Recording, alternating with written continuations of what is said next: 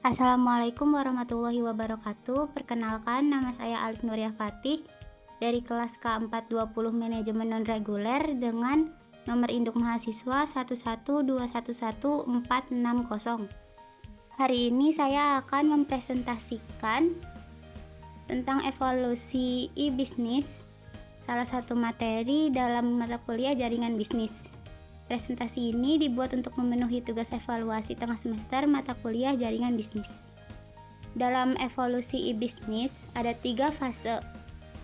Menurut Loudon tahun 2010, ada 3 fase perkembangan dalam dunia e-bisnis. Yang pertama, fase inovasi, yang kedua fase konsolidasi, dan yang ketiga fase reinvensi. Memasuki fase yang pertama, fase inovasi dimulai dari tahun 1995 sampai tahun 2000. Fase inovasi ini memiliki beberapa ciri, yaitu e-bisnis dijalankan berdasarkan pada perkembangan teknologi, seperti perkembangan internet, komunikasi, dan pertukaran data, dan lain sebagainya. Umumnya, produk-produk yang dipasarkan pada masa ini adalah produk-produk eceran, seperti yang dilakukan oleh Amazon dan eBay, seperti menjual buku sampai musik MP3. Untuk fase yang kedua yaitu fase konsolidasi, bermula dari tahun 2001 hingga 2006. Pada fase ini, e-bisnis tidak hanya lagi sebatas teknologi yang mendukung, tetapi dijalankan pada perencanaan bisnis. Sehingga strategi yang dilakukan ialah perpaduan antara strategi bisnis konvensional dan teknologi online yang pada umumnya disebut dengan break and clicks. Jadi, fase ini sangat berfokus terhadap laba.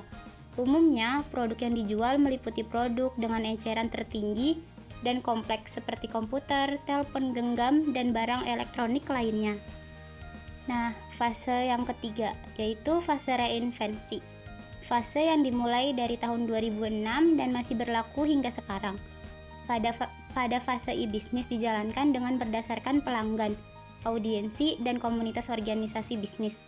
Dengan demikian, para organisasi bisnis mulai memberikan perhatian kepada siapa sebenarnya pelanggan mereka. Jadi, fase ini tidak hanya semata-mata mengejar target penjualan atau laba, tetapi juga memperhatikan faktor-faktor yang berkaitan dengan pelanggan dan target pasar mereka. Pada umumnya, bisnis lebih berfokus pada jasa dibanding produk fisik. Banyak orang yang bertanya-tanya, bagaimana bisa ada evolusi di dalam e-bisnis? Alasan terjadinya evolusi adalah seiring perkembangan teknologi, bisnis juga ikut berkembang dari bisnis tradisional menjadi e-bisnis. Bahkan e-bisnis sendiri juga mengalami evolusi seiring meningkatnya pangsa pasar dan perubahan perilaku konsumen.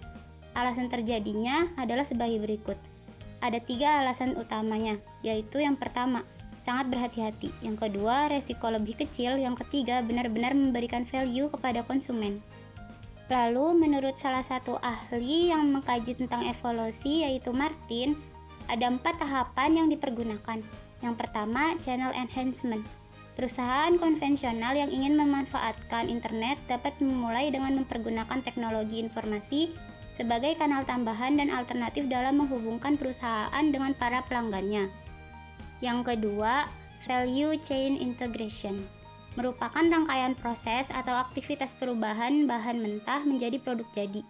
Karena bahan mentah yang dibutuhkan oleh perusahaan pada dasarnya merupakan output atau produk dari rangkaian rantai nilai perusahaan lain sebagai pemasoknya. Maka, pengintegrasian kedua rantai nilai ini akan semakin meningkat efisiensi dan efektivitas proses penciptaan produk. Tahapan yang ketiga yaitu convergence atau konvergensi. Konvergensi antara lebih dari satu industri terjadi karena internet perusahaan dapat dengan mudah berkolaborasi dan berkooperasi untuk menciptakan produk-produk baru yang tidak mungkin dapat diciptakan tanpa adanya kerjasama tersebut. Lihatlah bagaimana maraknya produk-produk inovasi baru yang ditawarkan di pasaran karena adanya konvergensi. Yang keempat, industri transformation. Transformasi industri terjadi sebagai hasil dari perusahaan yang telah menyadari betul tentang kekuatannya dan dapat memanfaatkan peluang e-bisnis yang akan ditawarkan oleh internet dan dunia maya.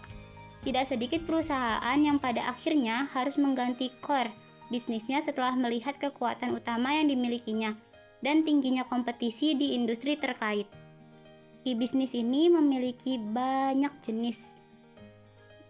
Saat ini kita memasuki bab jenis-jenis e-bisnis. Pada mulanya, e-bisnis hanya dibagi menjadi dua bagian, yaitu business to business atau B2B, dan yang kedua business to customer atau B2C. Namun dengan seiringnya zaman, B2B dan B2C dikembangkan lagi menjadi beberapa bagian. Prinsip pembagian ini dilandasi pada jenis institusi atau komunitas yang melakukan interaksi perdagangan dua arah. Seperti yang sudah disebutkan sebelumnya, ada business to business atau B2B, yang kedua business to customer atau B2C, yang ketiga customer to business atau C2B, yang keempat customer to customer atau C2C, yang kelima business to government atau B2G, yang keenam ada government to customer atau G2C, yang terakhir ke-7 ada government to government atau G2G. Lalu selanjutnya contoh evolusi industri yang terjadi pada masa ini.